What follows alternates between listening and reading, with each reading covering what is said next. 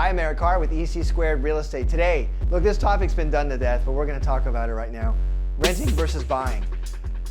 So let's just say you're going to buy a home here in Los Angeles for $700,000, whether it's a condo or a single family house, and you're looking at, of course, your mortgage, your tax, your insurance, interest. A portion of that payment you make every month is going back into the principal, right? That's going into the equity of your house. You're paying down that loan. You're putting money in the bank.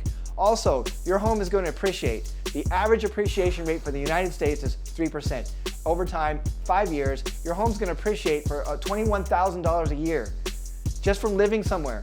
You get to write off your property tax and your interest, and your home appreciates. You can't do that while you rent. And listen, rents are going to continue to go up. You pay your home off in 30 years, you own it. If you rent for 30 years, you don't own it. You don't own that building. You don't own the apartment. The landlord can kick you out any time. They can give you 60 days and have you leave for any reason. And rents are going to continue to rise. So there's a bit of unpredictability there. Also, people's net worth. People who rent, people who own a home, big difference in their net worth. Owning real estate is like printing money. You're putting money back in your pocket. You're building wealth. So let's go back to that $700,000 number. So you buy a home for $700,000, you live in it, part of your payment's going back to you, you get to write off your property taxes and your interest, and your home's appreciating $21,000 a year. In 5 years, you've got $105,000 in extra equity that you earn just by living in your own home. All right, I'm Eric Carr with EC Squared. I hope this was compelling.